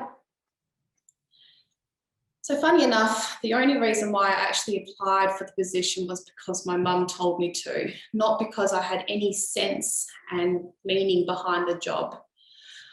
Now that I've watched and been part of this organisation, growing in capacity every week, I'm confident I've embarked on a personal and professional journey. Next slide. Next, yeah. I believe the fulfilment in large part is knowing that I'm meeting the aspirations of our old people to care for our country, and I'm part of rejuvenating our culture that has been ravished by dispossession and the stolen generation. And as Eamon said, today I'm operations manager, and I work alongside approximately 40 colleagues, 85% of whom are traditional owners like myself. The top photo you see is a repatriation ceremony that we held to return part of some babies' remains to country. These remains were found when we were completing an archaeological dig about 40 years ago. They were taken to Perth, where they were estimated to be about 13,000 years old. And part of my role, I was heavily involved in coordinating the significant day when we finally returned the baby to its resting place. Next slide. So Dailyruck manages native title for the benefits of its members and to promote enhanced economic, social, cultural and environmental outcomes. Some of our activities include the management of native title land, the delivery of social and community services, the implementation of a community-driven healthy country plan that includes a range of caring for country activities, such as environmental rehabilitation, invasive species management, fire and water ecology. Next slide. We also promote culture and community inclusiveness through language and arts project and provide pathways to meaningful employment opportunities through an Aboriginal Ranger program and some commercial services. All of our work is delivered through a cultural governance framework that includes guidance from our Circle of Elders. Next slide. So our growth into these areas have happened with the uncertainty around our financial capacity to continue operating. Despite our organisation making it easier for government and other agencies to do business with traditional owners, we receive no ongoing funding to support our operations. Instead, our growth is based majority on securing grant funding and providing fee-for-service work. And the more successful we are, the more the community and other organisations are now starting to look to us for consultation, support and guidance. Next slide. We are still very conscious that for many traditional owners and Esperance, life still remains a survival. The levels of disadvantage seen in our community is too familiar across Australia. Indigenous Australians and Esperance still have far lower levels of income, education and wellbeing. For many of my colleagues, working at Dailyruck is their first opportunity for employment. But it's very difficult to make a career when you don't have stable housing and face health and other challenges within your family on a daily basis. At Dailyruck, we recognise that further growth and sustainability depends on developing our workforce. Harnessing the capacity that we've already developed, we're now trying to bring together all of our activities into one model that not only heals country, but it also heals people. Next slide. We're going to achieve these outcomes through the development of a Dailyruck Cultural Corridors model. And the following is a breakdown on how we plan on achieving this. Next slide. We're developing a program to restore health of our cultural corridors. The river system and estuaries have a cultural and social significance to our people. Next slide. We have done a case study on Benwarra Beale, which is a river system about 100 kilometres northwest of Esperance. This area is considered a sacred and spiritual importance because of its association with the creation story that details the dispute between the Now, the Wallach and the people. The story accounts for the protocols related to sharing, protecting water systems and the events that also led to the creation of the estuary. Next. Our stories tell of these creation stories, but they also serve as our law on how our ancestors mandate the way we need to care and manage for these systems. So we have a set of binding principles for the management of the waterway, and we inherit the responsibility to uphold these principles and care for our landscape. Next slide. Years of farmland clearing, tracks and developments have impacted the health of this waterway, and it's limited our ability to care for this system. Our elders speak of the dismay of seeing the health of the waterway decline in their lifetime, and the fact that prime food sources, including shellfish beds of the estuary, are now all dead and gone. Next. But restoration ecology is our focus. In response, we are doing long-term cultural mapping, protecting particular places along the waterway and working on landscape scale plans with farmers and agencies to restore the health of the systems and reconnect our broken songlines. Next. The health of this system is linked to our community's health as places to hunt, fish, gather bush resources and to teach cultural practices to younger generations, including caring for country. With our Ranger program, we work together to carry out cultural surveys of the waterways with our elders, identify the range of heritage values, and then we do a condition assessment of these values. Yeah. We also work with specialists from various fields and carry out environmental assessments to identify the threats such as salinity, dieback, erosion, weed and feral animal management, which are all factors that impact on our cultural and natural heritage. Next. From here, we will develop project plans with local partners and will work with the Dailyruck Rangers on land care projects, including revegetation, biodiversity fencing, and cultural burning that will aim to mitigate these threats and impacts. And at the same time, we will develop research partnerships for long-term monitoring of the waterway, including fish ecology studies, plant studies, seed collection, and salinity monitoring. Next. The projects form part of an adaptive management plan that engages our elders and rangers in all aspects of planning and caring for country, working alongside and building relationships with research scientists, and working with our partners to develop a cultural conservation plan to reconnect the fragmented landscape and to restore our broken songlines. Next. And our elders say that when they start harvesting shellfish in the estuary again, we know that our efforts are working, our community is healing, and our country is healthy again. Next. So I'd like to thank you for the opportunity to be able to present our story, and I'm confident that when I share our story in a couple of years' time, it will centre on the successful implementation of the plan in returning health and healing to our people and country. Thank you.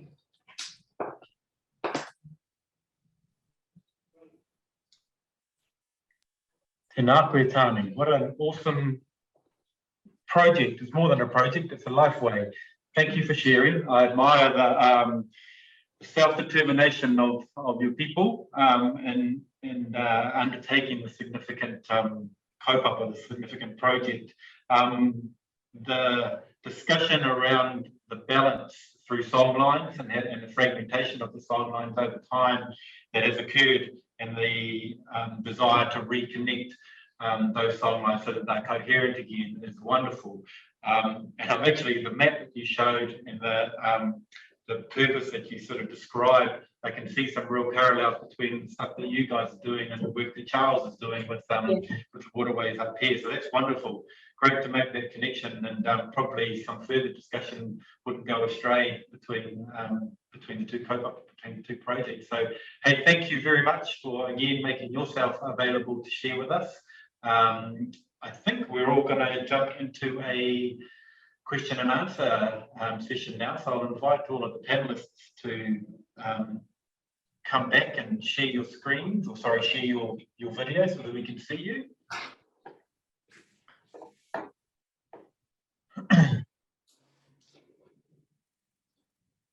If they're all still there. I see you're there, Peggy. There's been a few questions that have been coming in. Adam, you're there too. Ka pai. Hoki mai, Papa Rereata. Hoki mai, Charles. Kia ora.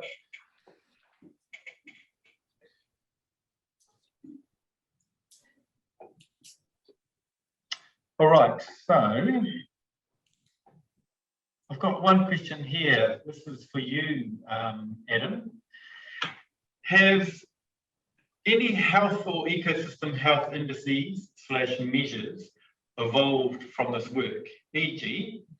Casualty between healthy biodiversity and healthy humans, mental, physical, etc., and or presence or absence of microbiomes in environment and humans? Yeah, great question. I'd say the short answer is none that are internationally regarded and recognized yet. But there is a huge amount of work being undertaken around the world in that space. In terms of the Four Islands network, where our aim is to begin developing some of those kinds of indices, and I should specify the Four Islands network comprises Gondwana Link, the Great Eastern Ranges Initiative, Northeast Bioregional Network, People Cities Nature, Reconnecting Northland, Gilgenium Limited, the Healthy Landscapes Group, and the Healthy Urban Microbiome Initiative, 8 different groups around Australia and New Zealand. There is a body of evidence emerging, for example, in the microbiome space, that we think within the next few years is likely going to be sufficiently robust that it will become around a health index or measure that can be utilized and rolled out internationally. My personal area of work is not in that particular space, so I won't speak on their behalf. But there is definitely a great deal of work ongoing to try and elucidate those mechanisms and ensure that we have some robust metrics that can be employed. Excellent, and thanks for that response, Adam. Got another question here for you, Papaririata. Through the observations recorded in the Maramataka, have you noticed that the damage humans have inflicted on nature are affecting the tohu or the signs? Are they, or the tohu, unbalanced? Yeah, especially it's along our waterways. I think where the greatest impact is along our awawa and our streams, in that I think it's because the way that some of the streams and waterways are being restored, they're following, I'm not sure what the scientific word is, but aimed at preventing nitrogen from getting into the waterways. But what they've forgotten about in that restoration of those ecosystems is that you also need to have food, kai for the fish and all the other insects and the ones that the whānau that live in those waterways. And what's happening is that you can't now use those tohu o te moana o te wai to actually track where those seasons are, because they're not, those fish and the tuna are running at different times of the year. Some of them are not coming up into those kurutai areas of the waterways because there's no food there. And so, yeah, that's how the impact of those changes are, I think, in that we've forgotten that when we restore an ecosystem, we're looking at the restoration for all the plants and animals and the insects that actually live in that ecosystem. Kia ora, Papa. I've got another one here for you, Tani. Kia ora, Tani. How do local landholders respond to your restoration plans? I think it's the same everywhere. There's some people that want to work with us, and there's other people that are hesitant to. And I think they are hesitant because they don't understand what's going on with the waterways. And we get this a lot with even having native title over this land. People don't understand what native title is. People think that we will come onto their land and we'll take their land because we have native title. They don't actually understand that it's we have a right to be able to hunt and fish and gather. So there's still quite a lot of community education that we really need to do. We are trying to get into that space, but it also just takes a lot of resources to be able to get out there and teach the community about us and what we're trying to do. Thank you. One for you, Charles. Keep sharing them around, eh? You've mentioned that the role of councils in the destruction of the sites of significant. Sorry, you have mentioned the role of councils in destruction of sites of significance. Have you engaged at a level of national government, and is there any evidence of policy shifts at a national level that support better recognition and integration of traditional knowledge and protection and restoration of sites?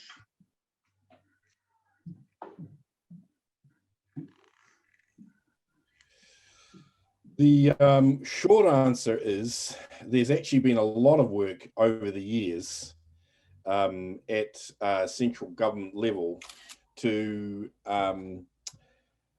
to affect central government policy to introduce Indigenous knowledge into the system and protection of sacred sites and things like that. There's been a lot of work, and I myself have been involved in government policy making in the past, but all with varying degrees of success. There's some, we get some progress at some particular part, and then go backwards in another particular part.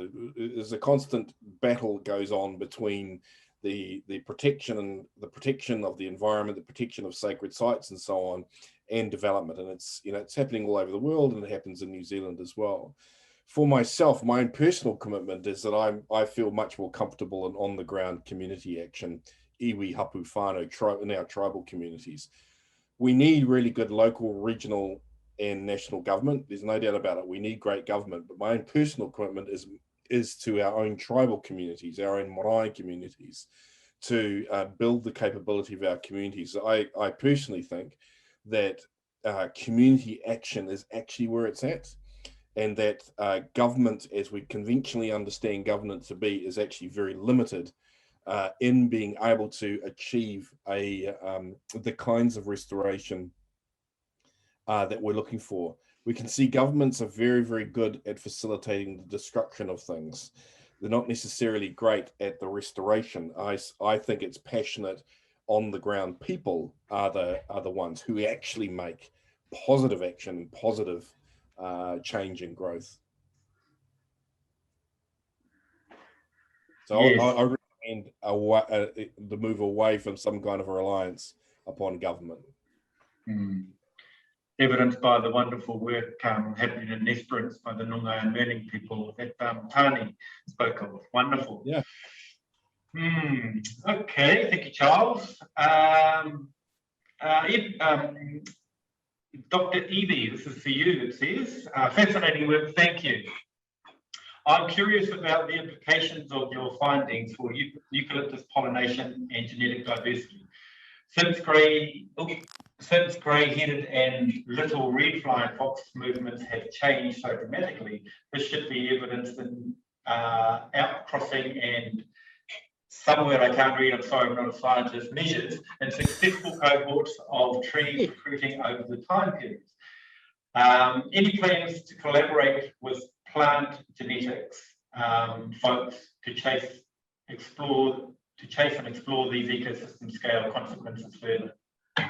Hetero something. Okay. Thank you, Eamon.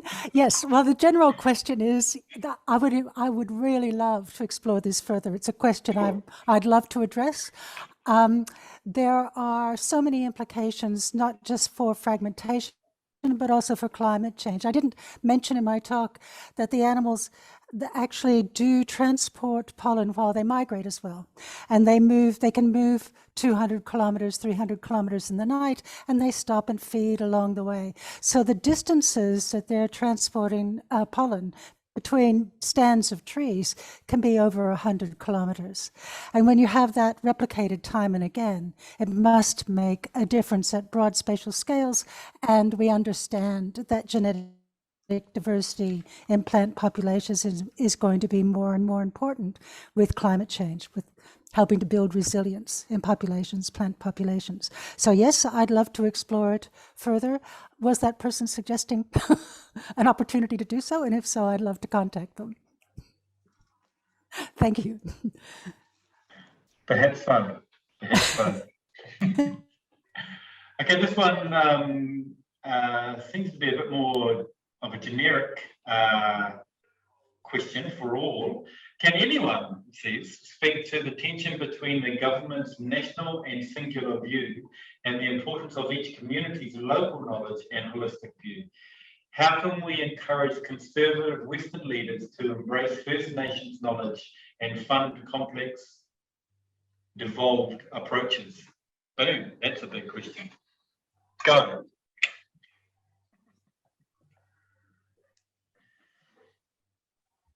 Adam. I think there's probably one method of doing that jumps out, and that is get them on country. You know, they at least in the Australian context. My dog decided at that moment to go off. At least in the Australian context, they spend so little time actually on country hearing from Indigenous peoples about the things that impact and affect them, and so much time thinking they know what impacts and affects them and sort of just throwing money towards problems, that I think it would actually be really beneficial for them to actually walk on country, kick around some dirt, hear from local people about the issues that are actually significant to them, and then go back to making policy and thinking about these sorts of things? I agree with the point you just made, Adam. What we find is government like to put things in place for us, but not actually understand what we need and come out and actually see us, spend time with us and actually understand how to deliver some programs too.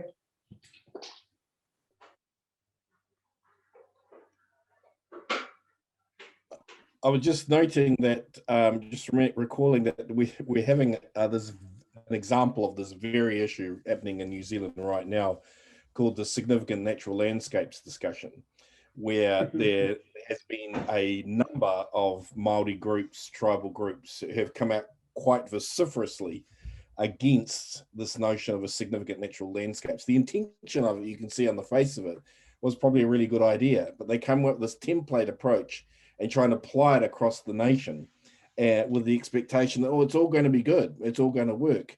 And it's not, I don't know the detail of it, but it appears to me to be a really, really excellent example. It's happening this very week and last week, where I know my own people at the mouth of the Hokianga Harbour have come out against it.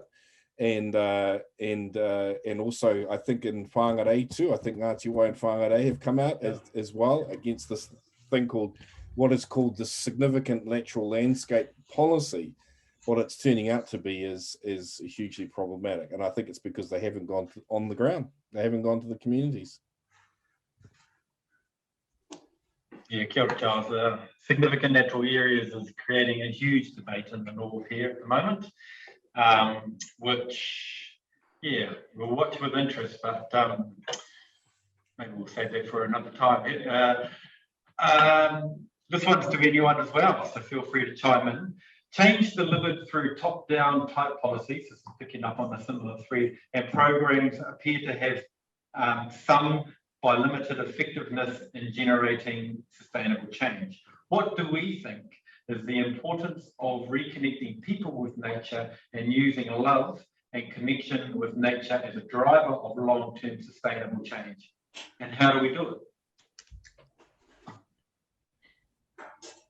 One of the ways we're looking at doing that, Iman, is that we are redesigning the curriculums of learning and understanding taiao and taking it back into our preschools and then all the way through the different age groups.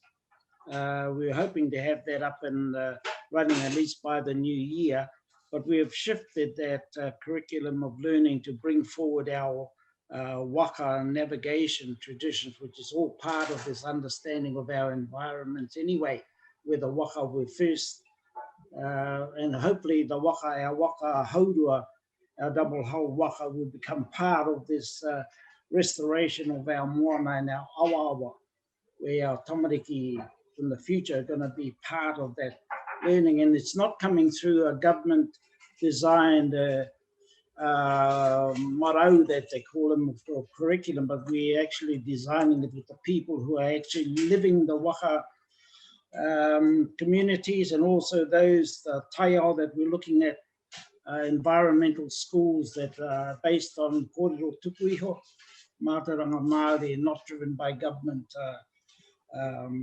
you know what the government ideas and that, but coming from our local people. And lovely to tee up, I think, in the future, te hukaramu with our Indigenous people across the ditch there over in Australia, Tani. Some awesome mahi over there.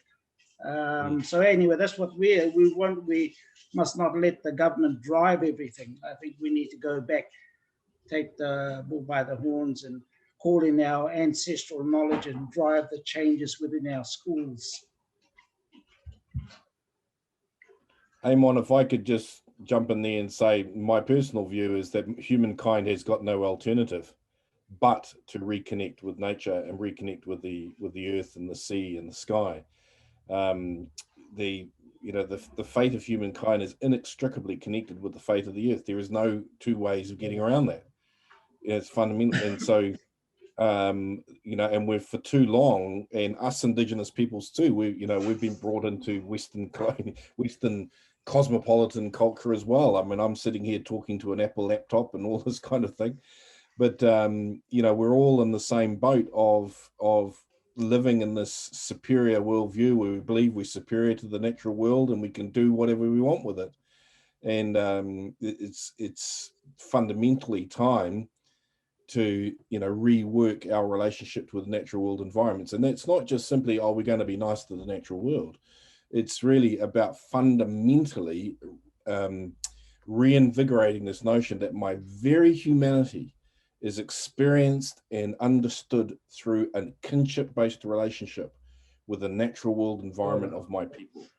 That is fundamentally, in our Māori traditions, you don't answer the question who I am by talking about yourself. If you want to know who I am, go to my mountain, go to my river, go to the footsteps of my ancestors, go to these waterways. That's how you answer the question. It's actually poor etiquette in Māori circles to answer the question who you are by talking about yourself.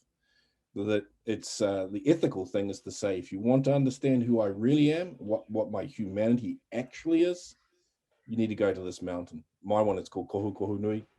You got to go to this waterway called Waimango, called Tikapa, you know, that kind of thing. So I think I'm preaching to the choir here, but I think we're, you know, yeah.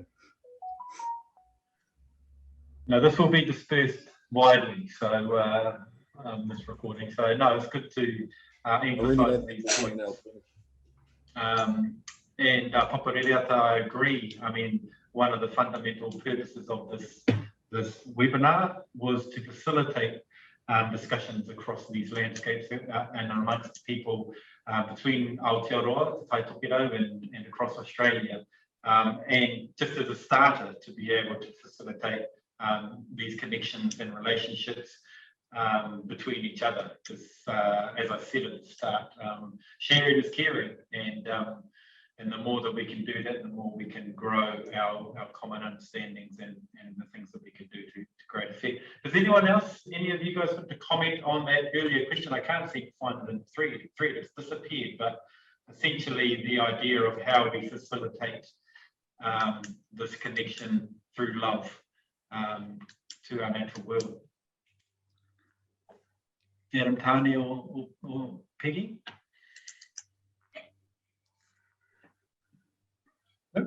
Okay.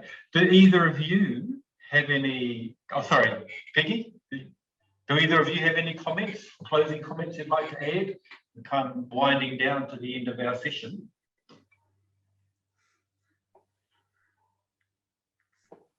I was just going to say that I think love for the natural world is the starting point, isn't it?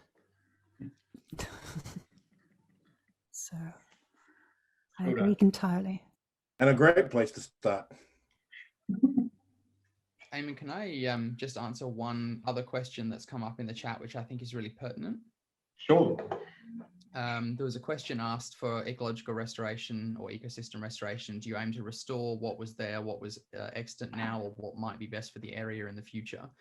And I think that's something actually which also feeds back into some of the government discussions around policy, because there's a lot of confusion around what restoration actually entails. A lot of people see restoration as this kind of prohibitive practice where we're tied into only being able to return a historical reference, you know, what may have been there in the past. And there's a bit of a shunning of the idea of, you know, putting in communities that are resilient or novel or anything like this. All I'd say with that regard is that the current practice for restoration as dictated by the Society for Ecological Restoration International is that there is a gradient or a continuum of activities that are regarded as restorative, and they span everything from making better decisions and choices in how people live and how societies are arranged to be more sustainable and provide better ecosystem outcomes, right the way up the chain to the partial restoration of systems like regenerative agriculture and rehabilitation, all the way through to full and comprehensive ecological restoration of pre-disturbance reference ecosystems. So when we talk about ecological restoration, these days, we're really talking about any activity that aims to improve ecological outcomes for the world around us on a gradient of activities from little changes to big changes. Excellent, thank you for that, Adam. I'm picking up that question in the thread and for your response, Hida. Any other closing comments before I wind us up?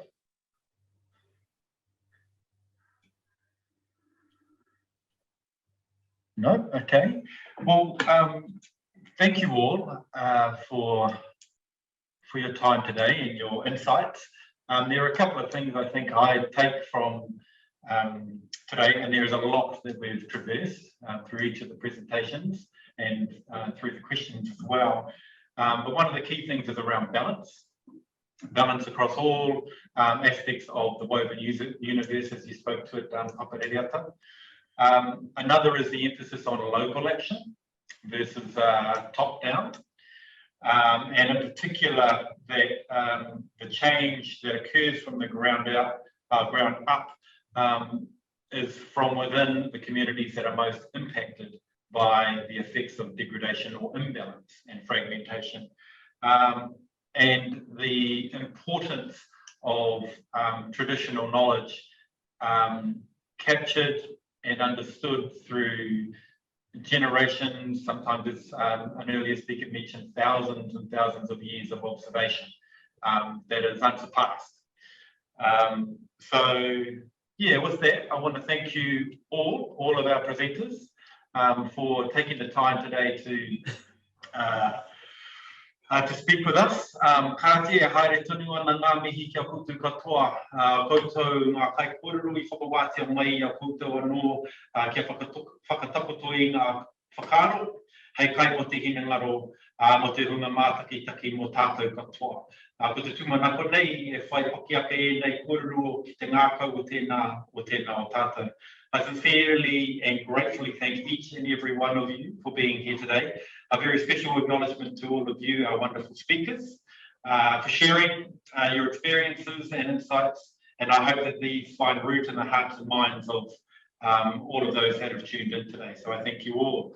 I also want to thank the behind the scenes crew, Patrick, Tandy, Zoe. Without you all, this would not have happened. And to my compadres, Keith and Gary, for your leadership. And also to the SCU crew, the Southern Cross University crew, for stepping up at the last minute to produce this event. One wee reminder that a post-webinar survey will be sent out to all of you, so please take some time to provide us with your feedback, as this will help us to improve and sharpen our next webinar. The next webinar, by the way, as part of the Art of Connecting series, is titled Natural Solutions, and will be held on the 6th of September later in the year. It'll be at the same time and in the respective time zones. Hey, whakakapi, to close us off for today, I'll, again, as I started, tuku karakia, I'll recite us a karakia, a type of prayer that will close off our discussions for today. Thank you all very, very much. Unuhia tura te pūtaki o ngā kōrero te wānanga, unuhia tura te hautapu ariki, whakairinia e rongo kia paitara awhare, ka whakamaua kia tīna, tīna hui e, tai ki e.